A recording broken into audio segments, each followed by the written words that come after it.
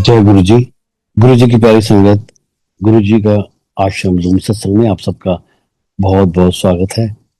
संगत जी, आइए सत्संग की शुरुआत करते हैं और सत्संग के लिए इनवाइट करते हैं आशा मेहरा आंटी को। आंटी आप प्लीज हैं और गुरु जी का सत्संग शेयर करें। जय गुरु जी महाराज।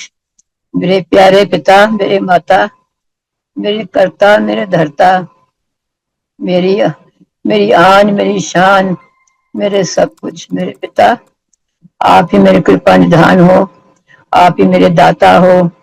आप बहुत बहुत शुक्राना, आपने आश्रम अपने बड़े मंदिर का दर्शन दिखाए और आपने सौभाग्य दिया इस सेवा का।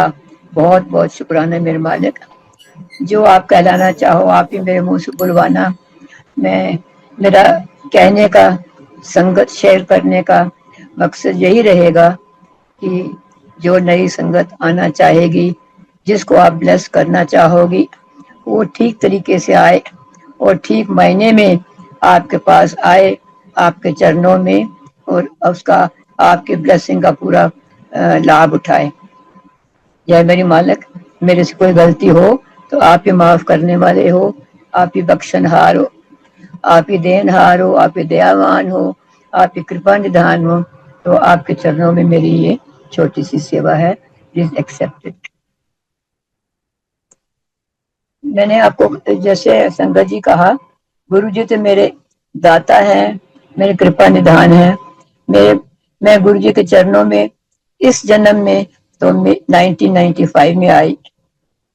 वैसे मेरा पक्का निश्चय है कि गुरु जी कई जन्मों से मैं उनके चरण में हूँ, क्योंकि 1995 में जब गुरु जी ने मुझे खुद बुलाया, मैं उनके पास नहीं, मैं कुछ जानती नहीं थी गुरु जी के बारे में।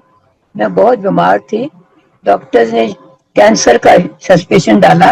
उन्होंने कहा कि कैंसर लगता है, लेकिन उनको एविडेंस नहीं मिल रहा था मेरे शरीर में कहीं से। तो उन्होंने सर्जरी करी मेरी यूट्रस में, मेरे गले में, एंड नाउ उसमें नहीं मिली कैंसर। तो उन्होंने, लंग्स मेरी बड़ी अफेक्टेड थी। Doctor said it is like a beehive, इतनी बुरी तरह इन्फेक्टेड है, सारी बी हाइव जैसे इन्फेक्टेड है। Yours is coal miners chest, coal miners lungs, बिल्कुल जैसे कोल माइनर होते हैं, उनकी लंग्स पूरी भरी होती है इन्फेक्शन से, तेरी ऐसे है। लेकिन कैंसर का हमें एविडेंस नहीं मिल रहा, लेकिन पक्का कैंसर है, 3rd स्टेज का है, 4th स्टेज का है। सो वी डोंट एक्सपेक्ट कि तुम 6 महीने से ज्यादा जी पाओगी। उस हालात में जब कंफ्यूजन था, लेकिन डॉक्टर मुझे ट्रीटमेंट दिए जा रहे थे और मैं कंफ्यूज थी कि मैं इनसे ट्रीटमेंट नहीं लूंगी जब तक दे आर नॉट पक्का evidence about it. So they wanted to have surgery of my lungs और बायोप्सी। मैं उनसे करवा नहीं रही थी। मेरा ख्याल था कि मैं बॉम्बे से करवाऊंगी, not from All India Medical Institute where I was admitted. मैं वहाँ काफी दिन एडमिट रही, लेकिन मुझे कुछ कुछ रिजल्ट नहीं मिला। डॉक्टर्स कंफ्यूजन में ही रहे।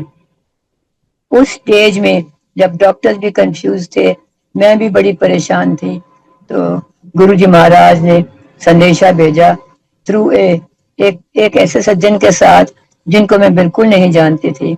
इट वॉज श्योर कि गुरुजी मेरे को ढूंढ ढूंढ के बुला रहे थे कि हाँ बेटी, मैं तेरे को ब्लेस करूँ, ठीक हो जाएगी।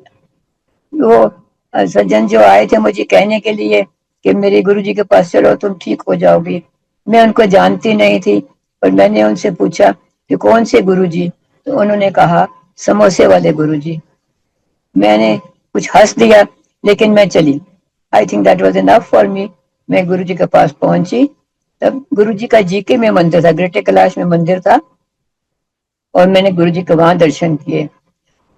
गुरुजी को मैंने देखा, दर्शन किए, तो इतने ब्रिलियंट थे, इतने beaming with rays all over, so beautiful, इतने डिवाइन।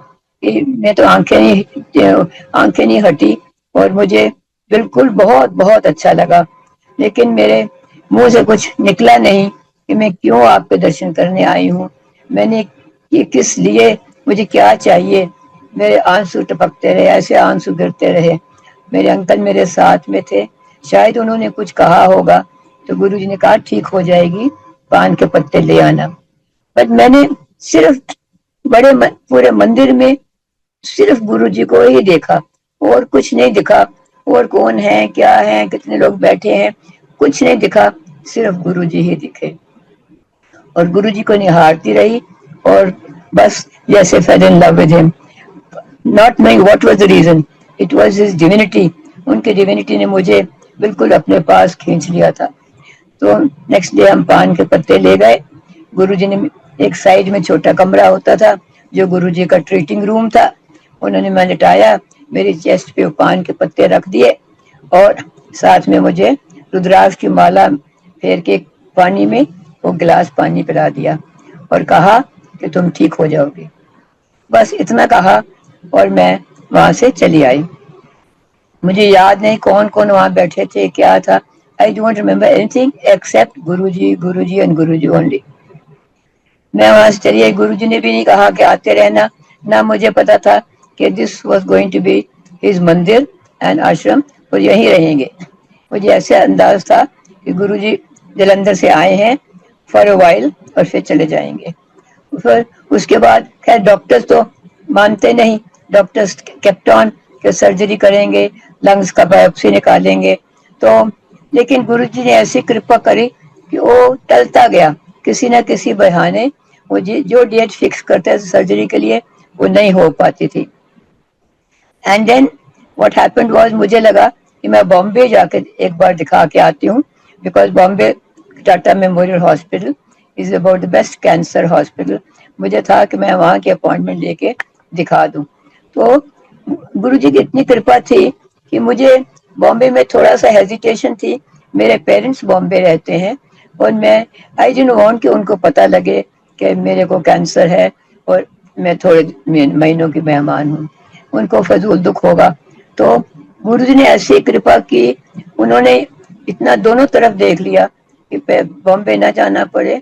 और वो डॉक्टर मेरी जूनियर थी, उसका हस्बैंड डायरेक्टर जनरल था हेल्थ सर्विसेज का। तो उन्होंने डॉक्टर्स को कहा, और डॉक्टर्स ने कहा कि अपॉइंटमेंट लेने की जरूरत नहीं है, मैं दिल्ली आ रहा हूँ किसी कॉन्फ्रेंस में, मैं पेशेंट को वहीं देख लूंगा। सो मुझे बॉम्बे भी नहीं भेजने दिया, और वो डॉक्टर दिल्ली आ गए, उन्होंने मुझे देख लिया, मैं रिपोर्ट्स निकाल कर तैयार रखी थी। And he gave me steroid. उन्होंने कहा कि अगर इससे ठीक हो गई तो फिर कैंसर नहीं है, और अगर इससे ठीक नहीं हुई then you come to Bombay and we will treat you. So that was Guruji's kripa, Guruji की महान कृपा। स्टेरॉइड काम करने लगा और मैं ठीक होने लगी। जिस जिस सेंटर में मैं जाती थी, अपना एक्सरे सेंटर में जाती थी फॉर गेटिंग नोइंग के कुछ कम हुआ कि नहीं, वो जो डॉक्टर था मेरे अंकल को डांटने लगा, हर बार आप हर महीने 15 दिन में आप आ जाते हो एक्सरे कराने, तो कुड़ी को मार दोगे, एनी रेडिएशन हो रही है। लेकिन उस समय जब हम गए एक्सरे के लिए, तो डॉक्टर ने मेरे अंकल को मुबारक दी कि आपकी डिजीज रिसीड कर रही है, there is recession in the disease and missus मेरा is now on the way to recovery. So Guru ji की कृपा, मैं किस तरह शुक्राना करूं गुरु जी, मैं किस तरह शुक्राना करूं। आपने नई लाइफ दी, और नो प्रॉब्लम, नो स्ट्रेस, कुछ कुछ तकलीफ नहीं हुई। डॉक्टर बॉम्बे आ गए, बॉम्बे वाले डॉक्टर दिल्ली आके मुझे देख लिया, और कोई सर्जरी नहीं करनी पड़ी। इन कोर्स ऑफ टाइम मैं आई स्टार्टेड गेनिंग वेट, मेरा कम्प्लेक्शन ठीक होने लगा, मेरी जनरल सेहत अच्छी होने लगी। तो मैं एक इनकम टैक्स डिपार्टमेंट में चीफ कमिश्नर थी उस समय। तो मेरे चेयरमैन ने कहा कि you are all right now, तो मुझे पुणे ट्रांसफर कर दिया। He said I need somebody in Pune, I am sure you can go. तो अंकल मेरे थोड़े दुखी हो गए, वो कहने लगे अभी तो पूरी ठीक नहीं हुई, और जाके गेस्ट हाउस में रहेगी पुणे में, फैमिली दिल्ली में है, और तुम पुणे में जाओगी, मिर्ची तेल वाला खाना खाओगी, तो ठीक कैसे होगी। लेकिन गुरु जी की कृपा थी, उन्होंने मेरे मुख से ना नहीं रखवाई। मैंने कह दिया नहीं uncle, let me give it a try, if I don't feel comfortable मैं आ जाऊंगी, लेकिन आई मस्ट गो।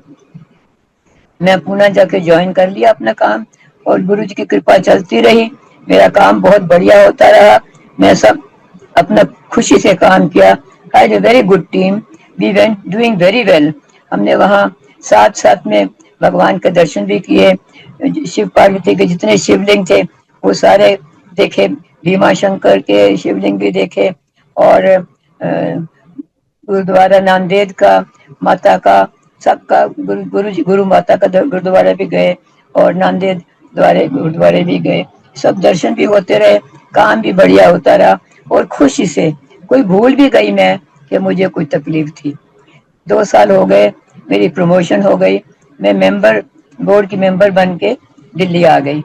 सो जब मैं दिल्ली आई 98 में, फरवरी 98 में मैं आई, तो गुरुजी ने फिर संदेशा भेजा मेरे को।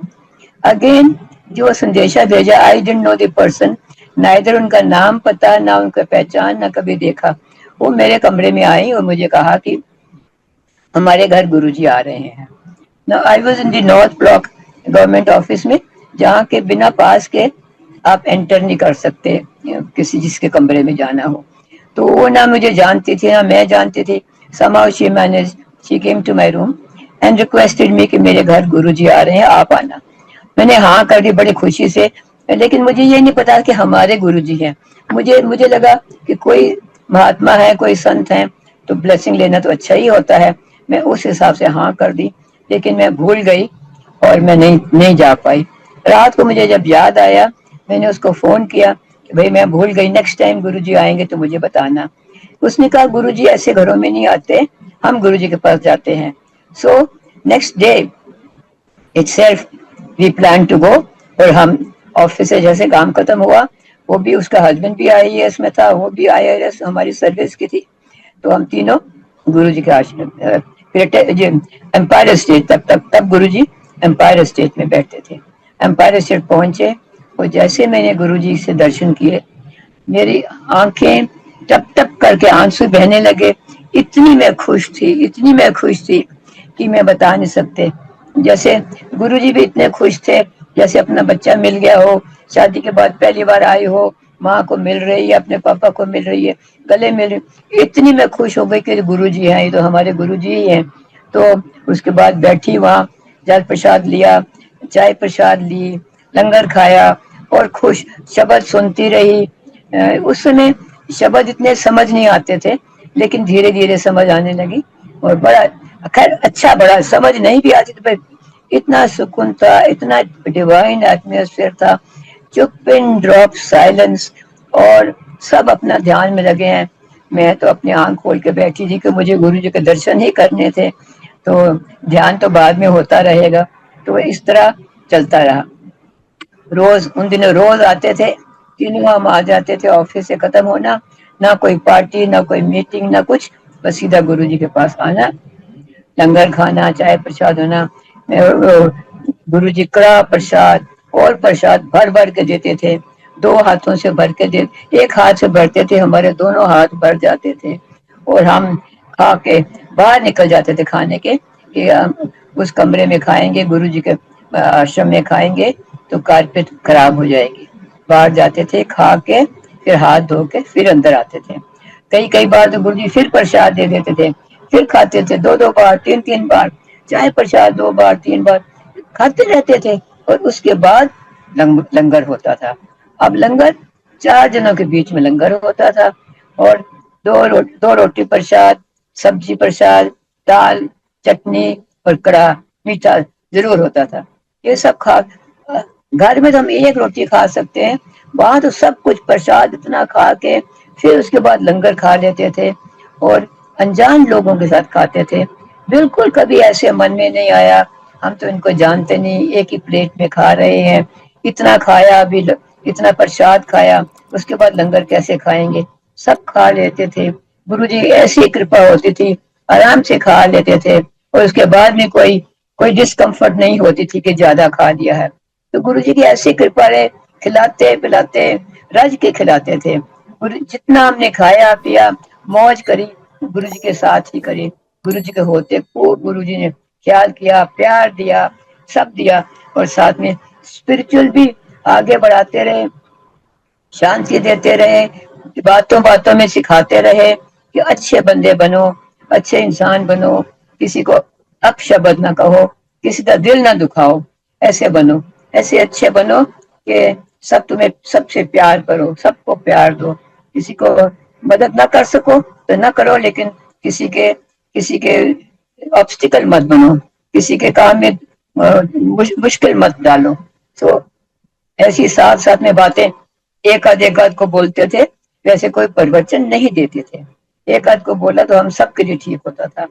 धीरे धीरे रोज आना, रोज शब्द सुनना, रोज लंगर खाना, प्रसाद लेना, और खुश होके आंखें धीरे धीरे आंखें बंद होने लगी, शांति से पिन ड्रॉप साइलेंस में बैठना इतना अच्छा लगता था। 2 घंटे, 3 घंटे, 4 घंटे कैसे निकल गए पता ही नहीं लगता था। अपने अपने पिता के चरणों में बैठे हैं और मौज कर रहे हैं, दोनों, फिजिकल मौज, मटेरियल मौज, एंड इमोशनल मौज, एंड स्पिरिचुअल मौज। धीरे धीरे गुरुजी अपने बातों से, अपने वचनों से, शब्द से सिखाते थे, और कृपा से, अपनी दृष्टि, इतनी उनकी कृपा दृष्टि होती थी कि धीरे धीरे हमारा भांडा साफ होता रहा। जी, एक बार उन्होंने मुझे, मैं बहुत गुरु जी के दर्शन के पहले वैष्णवी भी जाती थी, बद्रीनाथ गई, केदारनाथ जाना, यहाँ जाना, बहुत जाती थी। तो गुरु जी ने एक बार मुझे बुला के बैठाया और कहा, एक ही बेड़ी में पैर रखने, जगह जगह नहीं भटकना। देन आई रियलाइज कि लोगों के सहारे बहुत बहुत होंगे, लेकिन मेरा तो सहारा एक ही है, मेरा एक ही सहारा है, एक ही मेरे गुरु जी है। That was a complete surrender. उसी बात से मुझे गुरु जी ने खास 1 to 1 बोला कि जगह जगह नहीं जाना, एक जगह से एक बेड़ी विच पैर रखना है, 10 जगह जा, 10 बेड़ी पैर रख के अपनी मंजिल नहीं पहुंच सकोगे। सो that was the end, beginning and and. मेरा बस गुरु जी ही मेरे सब कुछ है, मेरा एक ही सहारा है। सब लोगों के कई सहारे होते हैं, मैंने नहीं पता, लेकिन मेरा सहारा है गुरु जी है। मैं surrender completely to him, indirectly और डायरेक्टली। मैं बस और कहीं ना देखा ना सुना, गुरु जी के पास ही, गुरु जी मेरे सब कुछ है। और एक्चुअली गुरु जी ने ही संभाला हर बार। एक बार सिर्फ मेरे को नई लाइफ नहीं दी, मेरे अंकल को भी नई लाइफ दी। एक बार गुरु जी कहने लगे, आशा आंटी मैं तेरे घर आना है। तो गुरु जी आ रहे थे, तो मैं थोड़ी सी अनप्रिपेयर्ड थी कि मैं अकेली थी। अंकल तो मेरी जगह पे पूना आ गए थे, मेरे ऑफिस वाले में अंकल चीफ कमिश्नर हो गए थे वहां। तो अंकल पूना में थे, मैं अकेली थी दिल्ली में, and I just shifted to this house. तो मैं गुरु जी को वेलकम करके जैसे मेरे ग्रैंड वे करना चाहती थी, वो नहीं कर पाती, तो मैं थोड़ी सी अनप्रिपेयर थी। लेकिन फिर संगत प्यारी संगत है, सारे मिल गए, कोई म्यूजिक सिस्टम ले आया, किसी ने प्ले लिस्ट बनाई, किसने केटरिंग का अरेंज किया, एंड सो ऑन। एंड गुरु जी अपने घर में, मेरे घर क्या, अपने घर आए और सबको ब्लेस किया। इतनी ब्यूटीफुल वो शाम, इतनी याद रहने वाली इवनिंग टू रिमेम्बर, इतनी अच्छी रही। गुरु जी ने मुझे कहा था, आशा आंटी अपनी इनकम टैक्स की आंटियों ने बुलाई। मैंने आंटी, अंकल, रिश्तेदार, फ्रेंड सबको बुलाया, एंड एवरीबडी वाज ब्लेस्ड। जिस दिन वो आए गुरु जी के पास, जिन्होंने उनके दर्शन किए, एवरीबडी वाज ब्लेस्ड, इंक्लूडिंग मेरा चपड़ासी और ड्राइवर। वो भी बाद में मुझे कहने में बच्चे नहीं होते थे, दोनों का बेटे हुए। सो गुरु जी ने छोटा बड़ा कुछ नहीं देखा, सबको ब्लेस किया। ही केम टू ब्लेस एवरीबडी। मेरे अंकल भी पुणे से आ गए थे, उनको भी ब्लेस किया। मेरी बेटी को भी गुरु जी ने याद किया। सो सबको ब्लेस करके गुरु जी खुशी खुशी हम सबको छोड़ के गए। तो देन मुझे 2001 में क्या हुआ, अंकल रिटायर हो गए थे, और वो उसी घर में जिस गुरु जी आके ब्लेस करके थे, उसी घर में आकर रहने लगे। मुझे किसी ने कहा था कि वो घर अंकल के लिए अच्छा नहीं है, it is not good for the master of the house. तो मुझे 2011 में एहसास हुआ कि उसी वजह से गुरु जी ने देखा कि वो घर अंकल के लिए इतना ठीक नहीं है, तो गुरु जी उस घर को भी ब्लेस करके गए। अब 2001 में अंकल जी उस घर में आ गए, और अंकल जी बहुत बीमार हो गए। बाय दैट टाइम मैं बॉम्बे पोस्टिंग थी मेरी, मैं बॉम्बे थी। अंकल को नॉर्मल सिंपल फीवर था, हल्का, जो डॉक्टर फिजिशियन नॉर्मल जीपी ने देखा और दवाई दे दी। But he miss something, something serious was there, जो उन्होंने नहीं डायग्नोज कर पाए। तो डॉक्टर गुरुजी ने सब देख लिया, डॉक्टर ने मिस किया, लेकिन गुरुजी सबसे बड़े डॉक्टर हैं। गुरुजी ने इमीडिएटली मेरे बेटे को किसी डॉक्टर बजाज, जो संगत में है, वेरी क्लोज टू गुरुजी, उनके थ्रू अपॉइंटमेंट दिलवा दी सामा नर्सिंग होम में, डॉक्टर सामा के पास। जब मुझे पता, सब टेस्ट करवा लिए, तो मैं आ गई बॉम्बे से। जैसे मैं रात को आई, Saturday night I came, Friday night I came from Bombay, Saturday morning doctor Sama की नर्सिंग होम में हम चले गए। वहाँ डॉक्टर ने, हमारे जाने के 10 मिनट बाद आए। इन द मीन टाइम मैंने देख लिया कि डॉक्टर तो गंगाराम हॉस्पिटल के चेयरमैन हैं और बड़े वेल क्वालिफाइड हैं। तो आई फेल्ट रिलीव, अच्छे अच्छे हैंड्स में आ गए हैं। तो उन्होंने देखा, और फिर पहले तो खैर सीरियस हैं, हम इनको एडमिट कर लेते हैं नर्सिंग होम में, पहले कर लिया। बाद में कहने लगे सीरियस ज्यादा है, I think we will shift him to the Bombay hospital, this Gangaram hospital. लेकिन गंगाराम हॉस्पिटल में रूम नहीं है।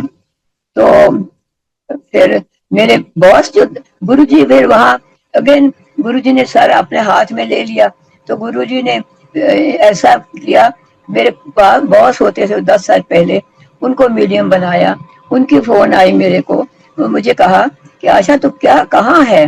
तो मैंने जब बताया कि मैं नर्सिंग होम में हूँ और मेरा साहब नॉट वेल, उनको हॉस्पिटल में जाना है। तो मेरे बॉस मुझे कहते हैं कि फिर तू अपने ऑफिस फोन कर, रूम मिल जाएगा। तो मैंने उनसे कहा कि सर, ये जो डॉक्टर ट्रीट कर रहे हैं, डॉक्टर सामा, ये गंगाराम हॉस्पिटल के चेयरमैन हैं, और अगर इनको मना कर दिया तो मेरा प्रेशर डालना through the department will be very embarrassing. तो मुझे कहते हैं ओके, तेरे लिए एम्बैरेसिंग है, मेरे लिए तो नहीं है ना, आई कैन डू। सो उन्होंने ऑफिस में फोन किया and with in an hour और सो मैसेज आ गया, room number 212 is kept for mister Mehra, please bring the patient. चलो, अब गुरुजी ने रूम दिलवा दिया। अब डॉक्टर कहने लगे आज शनिवार है, कल इतवार है, तो डॉक्टर्स इतवार को कम होते हैं, hospital services are little slow on a Sunday, तो हम इनको मंडे लेके जाएंगे। मैंने कहा ठीक है। बट ड्यूरिंग द डे इनकी हालत थोड़ी डिटीरिएट हो गई, तो डॉक्टर ने सजेस्ट किया कि इनको संडे ही ले जाएं, संडे ही ले जाएंगे, सैटरडे ही ले जाएंगे। तो मुझे कहा कि इनको एमआरआई करा लोगे तुम, क्योंकि हमारे नर्सिंग होम में एमआरआई की फैसिलिटी नहीं है। तो मैं एमआरआई कराने अंकल को ले गई, और वहाँ मेरे पास 10,000 पर्स में थे, मैंने 5,000 डिपॉजिट किए फॉर एमआरआई। और जैसे अंकल एंटर किए एमआरआई के लिए चेम्बर में, तो फोन आ गया नर्सिंग होम से कि इनको नर्सिंग होम में वापस मत लाना, please proceed to Gangaram hospital. तो पता लगा अल्ट्रासाउंड में कि इनकी लिवर एब्सेस थी और वो लीक कर रही थी। मुझे इसीलिए डॉक्टर सामा ने कहा था, एट वन स्टेज बुला के मुझे कहा कि he has septicaemia, do you understand. मैंने कहा हाँ जी मैं समझती हूँ, सेप्टिसीमिया आई अंडरस्टैंड। तो इसी वजह से उन्होंने, क्योंकि बॉडी में टॉक्सिन्स फैल गए थे, वो लीक कर गई थी एब्सेस, तो वो हैंडल नहीं कर पाएंगे, तो उन्होंने हॉस्पिटल में भेज दिया। अब रात को 10 बजे हम हॉस्पिटल में जा रहे हैं, गंगाराम हॉस्पिटल, सब दरवाजे बंद, नीचे गुरुजी की कृपा वहां भी रही। मैंने आपको बताया गुरुजी ने सारा केस अपने हाथ में ले लिया। उसी समय स्ट्रेचर आ गया, वो अंकल को ले गए ऊपर रूम नंबर 212 में, और मुझे छोड़ दिया रिसेप्शन में फॉर्म भर के, जो फॉर्मेलिटी थी। उसी समय मुझे एक ख्याल आया कि मेरे पास तो सिर्फ 5,000 मेरे पर्स में है, ये तो 50,000 है, 1 लाख से कम नहीं लेंगे before admitting a serious patient to the hospital. तो मैं तो बड़ी ठंडी पड़ गई। मैंने कहा क्या होगा।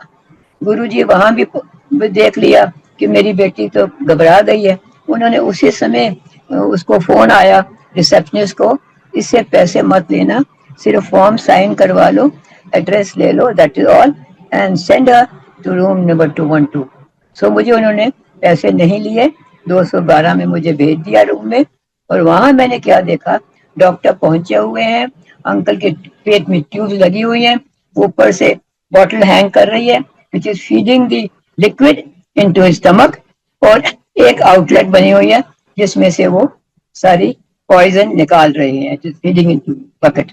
Already treatment had started by the time मैं पहुंची, पेशेंट वाज वेटिंग। कभी ऐसे सुना है आपने कि कोई इमरजेंसी पेशेंट आया है और डॉक्टर पहले रूम में तैयार है अपनी सारी इक्विपमेंट लेके, और by the time I finish the formality and come, treatment is already started. ये गुरुजी के सिवा और कोई कर ही नहीं सकता, करना क्या सोच भी नहीं सकता कि आप तो इमरजेंसी होती तो आप पैनिक में हो जाते हो, डॉक्टर कौन से किसके पास जाएं, हॉस्पिटल कहाँ जाएं, कैसे करें, एंड डॉक्टर को बुलाओ, ऑल दैट। यहाँ तो डॉक्टर वेट कर रहे हैं पेशेंट के लिए। ये हमारे महाराज की कृपा देखो, महाराज की ब्लेसिंग देखो, उन्होंने कर लिया और घंटा भर डॉक्टर बैठे रहे, he was attending to uncle. बाद में मुझे उन्होंने कहा, madam this is critical, don't leave this work to the nurses, ये आप ही ने संभालना है। जैसे ऊपर की बोतल खत्म होने लगे, नर्स को बुलाना, वो बोतल चेंज कर देगी, बाकी you have to handle, don't tell the nurse anything except to change the बोतल। सो मैं और मेरा बेटा थे, और मेरे बेटे ने कहा मम्मी आप लेट जाओ, मैंने सुबह से घूम घूम रहे हैं हम लोग, मैंने कहा नहीं बेटा आप आराम कर लो, मैं देख लूंगी पापा को। तो मैं अभी हॉस्पिटल के दरवाजे पर खड़ी थी, ब्लैंक। बाय द टाइम करीब 12 बज गए थे, 1 बज गया था, तो बिल्कुल अंधेरा, डिम लाइट थी, कॉरिडोर बिल्कुल शांत, pin drop silence, there was nobody. मेरा बेटा कहता है मम्मी मुझे भूख लग रही है। हमें इतना भी ख्याल नहीं रहा, इतनी अक्ल नहीं रही कि इतना बड़ा हॉस्पिटल है, शायद कोई कैफेटेरिया हो गई होगा, आप एक कप चाय मिल जाएगा कहीं से, हमें बिल्कुल होश नहीं थी, कंप्लीटली ऑन अंकल्स ट्रीटमेंट हमारा ख्याल था। मैंने अपने बेटे से कहा बेटा मेरा पर्स खोल, उसमें मूंगफली के पैकेट होगा जो मुझे फ्लाइट में दिया था, वो है, वो खा ले तू। तो निकाल के खा ही रहा था, मैं दरवाजे पे खड़ी थी, लुकिंग आउट ब्लैंक, कोई थॉटलेस थी, बिल्कुल कुछ नहीं दिमाग में। तो इतने में एक अंकल आए जो हमें एक्वेंटेंस थे, खास कोई फ्रेंडली थे नहीं थे। तो वो एक हाथ में टिफिन का डब्बा बड़ा सा लिया हुआ, दूसरे हाथ में चादर और तकिया उठा के आ रहे थे, और एकदम शांत उधर एटमोसफियर, उसमें बुला रहे हैं, भाभी जी आपने बताया नहीं अंकल जी मेरा साहब यहाँ बीमार है, हॉस्पिटल में है, मैं खाना ले आता।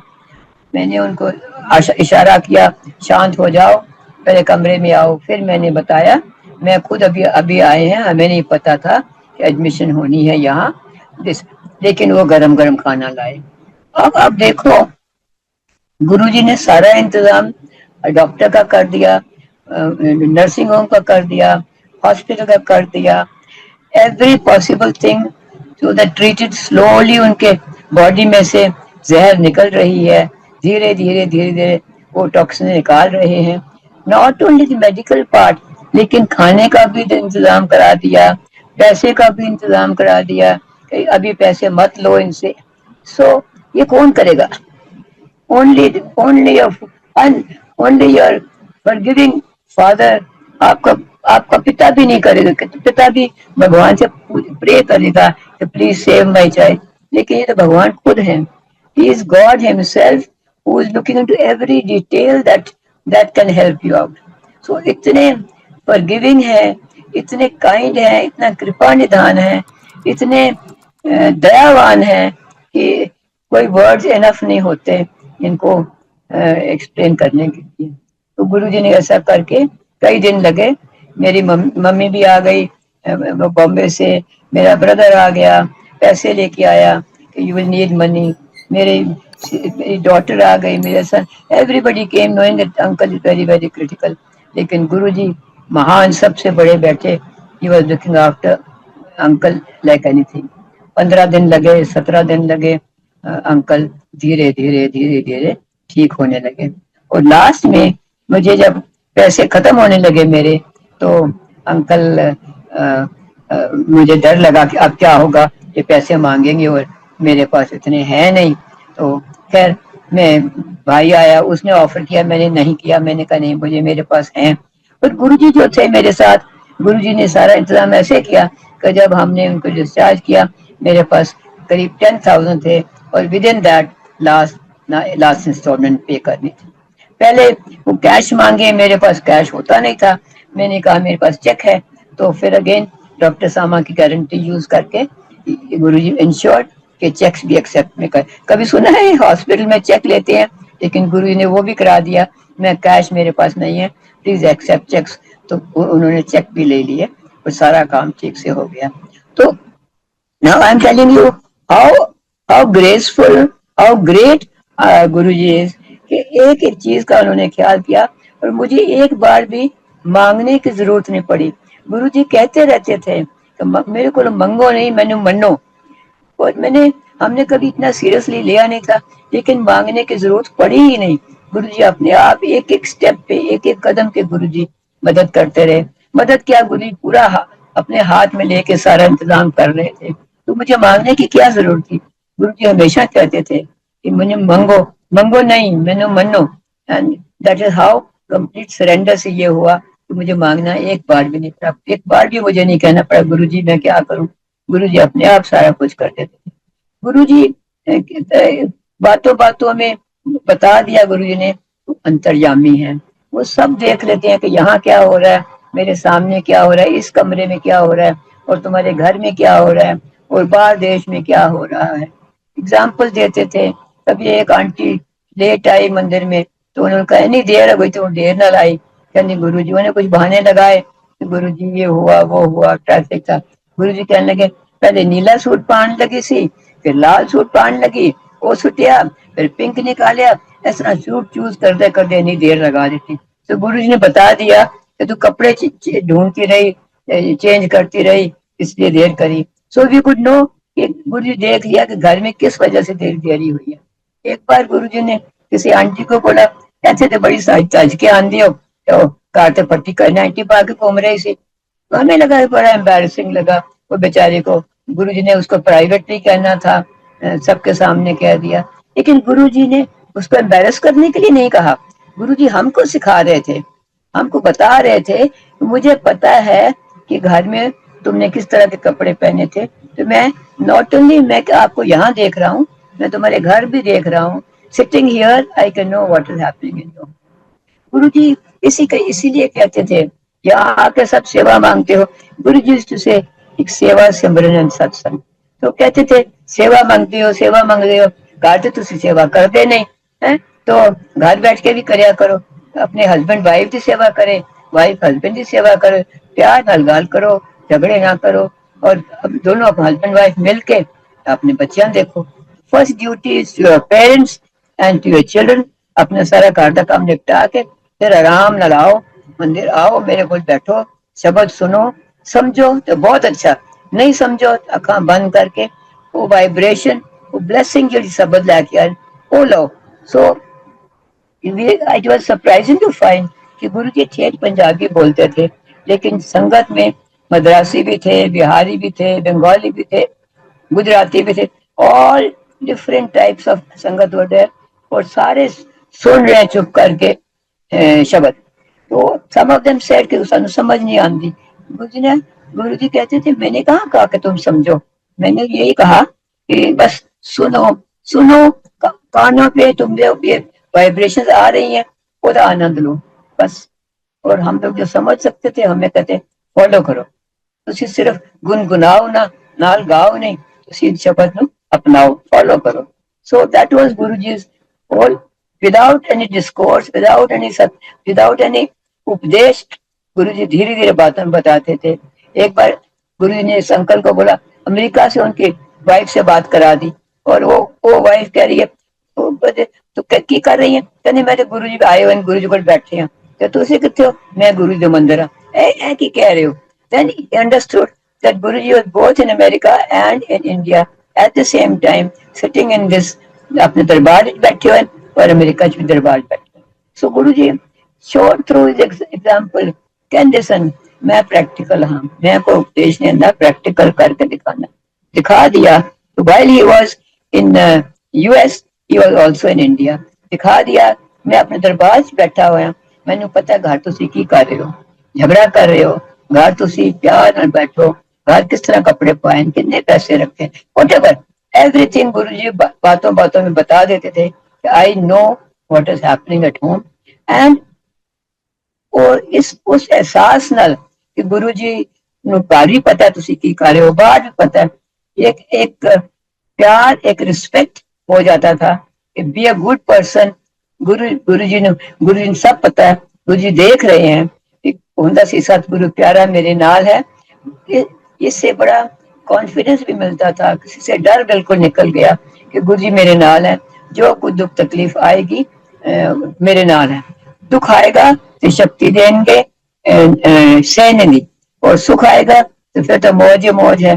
तो गुरु जी कहते सन दुख आंदा है ते it is your own responsibility कि ਤੁਹਾਡੇ ਪੁਰਾਣੇ ਕਰਮ ਦੇ ਕਰਮ ਤੁਸੀਂ ਭੁਗਤ ਰਹੇ ਹੋ। तो ਉਹ ਜਿਹੜੇ ਕਰਮ ਹਨ ਉਹ ਵੀ 90% ਮੈਂ ਲੈ ਲੈਣਾ, 10% ਤੁਸੀਂ ਭੁਗਤਨੇ, 10% ਦੇ ਤੁਹਾਨੂੰ ਭੁਗਤਨੇ ਚਾਹੀਦੇ, because this is how you will learn the lessons, this is how ਤੁਸੀਂ ਉਹ ਕਰਮਾਂ ਨੂੰ ਪੂਰਾ ਕਰੋਗੇ। ਸੋ ਹੀ ਐਡਵਾਈਸ बड़े प्यार नाल झोलियां भर के खिला के पिला के मौजा करा के नाल नाल नाल नाल सिखाते सन कि be a good human being, humble रहो, अपना अहंकार बिल्कुल ना करो और दूसरे की मदद करो, बी अ गुड पर्सन, अच्छे कर्म करो। एंड आई फील सो कि असी जरूर कोई अच्छे कर्म किए होंगे जेडे गुरु जी दे दर्शन इस जन्म विच पाए। Of course I am sure ਅਸੀਂ ਸਾਡਾ ਗੁਰੂ ਜੀ ਨਾਲ ਰਿਸ਼ਤਾ ਕਈ ਜਨਮਾਂ ਦਾ ਹੈਗਾ। Other you will notice that ਸੰਗਤ ਜੀ ਕਿ ਦੋਨੋਂ instance that I told you, various instances are there, ਲੇਕਿਨ ਦੋਨੋਂ ਮੈਂ ਦਿੱਤੇ, ਮੈਨੂੰ ਲਾਈਫ ਦਿੱਤੀ ਹੈ ਗੁਰੂ ਜੀ ਨੇ ਇਸ ਮੈਸੇਂਜਰ ਨੂੰ ਭੇਜਿਆ, ਗੁਰੂ ਜੀ ਨੇ ਆਪ ਭੇਜਿਆ, ਮੈਂ ਗੁਰੂ ਜੀ ਕੋਲ ਨਹੀਂ ਗਈ ਸੀ, ਗੁਰੂ ਜੀ ਨੇ ਮੈਸੇਂਜਰ ਭੇਜਿਆ ਕਿ ਤੂੰ ਮੇਰੇ ਕੋਲ ਆ, ਮੈਂ ਤੈਨੂੰ ਬਲੈਸ ਕਰਾਂਗਾ। दूसरी वाली अंकल ਨੂੰ जिस वक्त बीमार हुए तब भी गुरु जी ने पहले मेरे ऑफिस another lady भेजी है, वो messenger, I didn't know her also. So Guru ji ਨੂੰ ਪਤਾ ਹੈ ਇਹਨੂੰ ਬਲੇਸਿੰਗ ਦੀ ਜ਼ਰੂਰਤ ਹੈ, and he chooses the right time and the right place. obviously गुरु जी ਦਾ ਰਿਸ਼ਤਾ ਤੁਹਾਡਾ ਕਈ ਜਨਮਾਂ ਦਾ ਹੈ, ਔਰ ਐਸਾ ਲੱਗਦਾ ਹੈ ਕਿ ਅਸੀਂ ਜ਼ਰੂਰ ਅੱਛੇ ਕਰਮ ਕੀਤੇ ਹੋਣੇ ਜਿਹੜੇ ਗੁਰੂ ਜੀ ਦੇ ਫਿਜ਼ੀਕਲ ਚੋਲੇ ਹੁੰਦਿਆਂ ਅਸੀਂ ਦਰਸ਼ਨ ਕੀਤੇ ਉਹਨਾਂ ਦੀ ਸੇਵਾ थोड़ी बहुत सेवा की, चरण छुए, चरण दबाए, गुरु जी कदी कदी मौज आ गए, चाय प्रसाद पींदे पींदे कहने ले आंटी तू पी ले, गुरु जी ने अपना गिलास मैंने पकड़ा दिता कि चल तू पी ले, तो गुरु जी ने प्रसाद खाया, किसी मौज आ गए, गुरु जी ने अपना इतना बड़ा स्वरूप ऑलमोस्ट 20 इंचेस स्वरूप अपना स्वरूप दिता, जो ऊपर लिखा आशा blessings to you and your whole family, whole life, for whole life blessing to all of you। so ਇੰਨੀਆਂ ਮੌਜਾਂ ਗੁਰੂ ਜੀ ਨੇ ਕਰਾਈਆਂ, ਇੰਨਾ ਪਿਆਰ ਦਿੱਤਾ, ਇੰਨੀ ਕੌਨਫੀਡੈਂਸ, ਇੰਨੀ ਸਪੋਰਟ ਦਿੱਤੀ ਹੈ ਕਿ ਸ਼ੁਕਰਾਨਾ is not enough. Guru ji ਇਹੀ ਕਹਿੰਦੇ ਨੇ ਹਰ ਗੱਲ ਵਾਸਤੇ ਸ਼ੁਕਰਾਨਾ ਕਰੋ, और वो सच बात थी। एग्जाम्पल में पता लग गया कि वो दुख मिलिया, मैनू दुख मिलिया, अंकल दुख मिलिया, लेकिन उस दुख करके गुरु जी ਨੂੰ मैं मिल पाई। सो दुख विच भी शुकराना करना और सुख विच मौजा ही मौजा, गुरु जी शुकराना करना ही बनता है। तो गुरु जी ने इतना मौज कराई, इतना हर समय उन्होंने अपने पास रखा, हर समय अपना प्यार दिया, अपने सिखाया स्पिरिचुअल पाथ, सानू अपना रास्ता सीधा दिखा देता, अच्छे बंदे बनो, अच्छे कर्म करो, ताकि अगे भी तुसी या तो नहीं मोक्ष पाओगे, मेरे को ही आओगे। और गुरु जी यही अरदास कभी मंगिया नहीं, लेकिन आज मांग रही है गुरु जी, यही अरदास है मेरी कि अपने चरणों के कोल रखना, और इस जिंदगी भी कोई ऐसा कर्म ना करन देना जिस नाल तुहाडे कोल दूर हो जाऊं। बस हाथ पकड़ी रखना, मेरा तो हाथ मैं तो पकड़ नहीं सकती, तुसी पकड़ी रखना हाथ, मैनू अपने को दूर एक सेकंड वास्ते, एक झपक वास्ते भी दूर ना करना, क्योंकि हुण ऐसी दशा हो गई है कि बिन देखिया दिल नहीं लगता गुरु जी। बिन देखिया गुरु जी दिल नहीं लगता। और तुहानू सारी गल पता है, बिन बोलिया सब कुछ जानते हो तुसी, सब जानते हो, जाननहार हो, करनहार हो, सब कुछ तुसी हो। तो कहने की जरूरत नहीं है, पर स्टिल मैं कहूंगी गुरु जी अपने चरणों के कोल रखना। और जिस समय लास्ट मेरा लास्ट सा होए ते मेरा सिर तुहाडी गोदी विच होए और मैनू अपने चरणों के कोल ही लै जाना। मैनू होर किथे बिल्कुल कोई मेरी होर कोई जगह नहीं। लोगों के सहारे बड़े होंगे, मेरा तो सहारा एक तू। जय गुरु जी मेरे महाराज, मेरे शुक्राना मेरे मालिक। मैं अभी अपनी सत्संग विराम देंगी। बहुत बहुत शुक्राना थोड़ा, जे तुसी अगर मेरे कोई गलती हो गई हो तो मैनू बख्श देना महाराज। और जो तुसी मेरा उम्मीद है कि जो तुसी बुलवाना चाहते सो मैं वही बोल। एक गल मैं फिर कहना चाहूंगी गुरु जी, संगत जी, कि जो फॉलोइंग और जिन्होंने ब्लेसिंग गुरु जी लैनी होंगी है तो तुसी सत्संग जाते हो तो प्लीज अपने मोबाइल ना लैके जाना। गुरु जी बहुत मना करते सन, तो मोबाइल लै जाते हो तो ब्लेसिंग लोगों दूसरे लोगों को पहुंच जाती है। एक तो तुसी आए हो गुरु जी को, गुरु जी जो फोकस, गुरु जी का ध्यान लगाओ, गुरु जी से सुनो, गुरु जी ब्लेसिंग लो।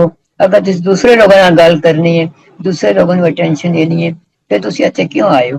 तुसी मोबाइल खोल दो, जो गुरु जी ब्लेसिंग दे रहे हैं वो ब्लेसिंग दूसरे किसी को जाते हो। ना तुसी अपनी ब्लेसिंग लै पाते हो और ना तुसी गुरु जी का ख्याल करते हो। So please no mobiles when you come, mobile घर रख के आओ, अदरवाइज स्विच ऑफ करके आओ। और जो गुरु जी ब्लेस करते सन, लंगर मेंशन मैंने किया ही है पहले कि गुरु प्रसाद, गुरु जी लंगर, चाय प्रसाद और प्रसाद हथा नाल देंदे सन। Oh, that was the source of blessing Guru ji, that was one way of blessing। गुरु जी कहते सन कि इत्थे ब्लेसिंग खाओ, इत्थे तुहाडी दवाई है।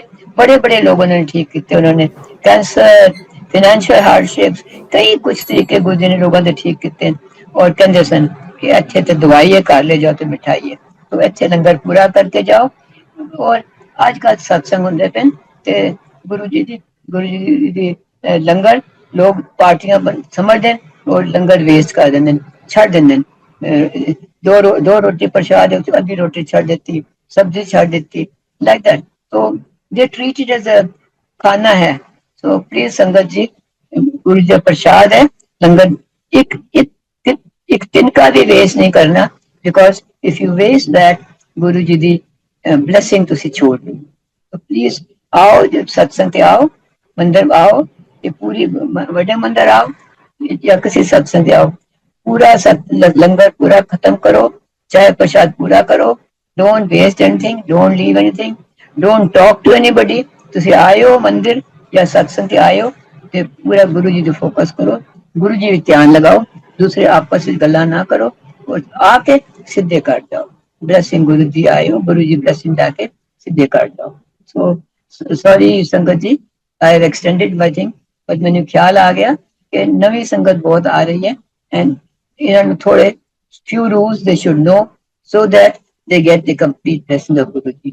गुरु जी को आन दा पूरा फायदा उठान, पूरी ब्लेसिंग लैन और पूरा फायदा लैके, नॉट जस्ट गुरु जी को आके चले गए। It is not a status symbol, it is a pure blessing which you get and it is बड़ी कीमती है, बड़ी प्रेशियस है। Don't take it casually. Guru ji की ब्लेसिंग बहुत बड़ी प्रेशियस है मेरे महाराज, जिसमें ब्लेसिंग मिली है उन्हें पता होता है की होता है। सो जय गुरु जी, शुक्राना मेरे मालिक, शुक्राना गुरु जी। अभी मैं एंड करूंगी। Thank you uncle.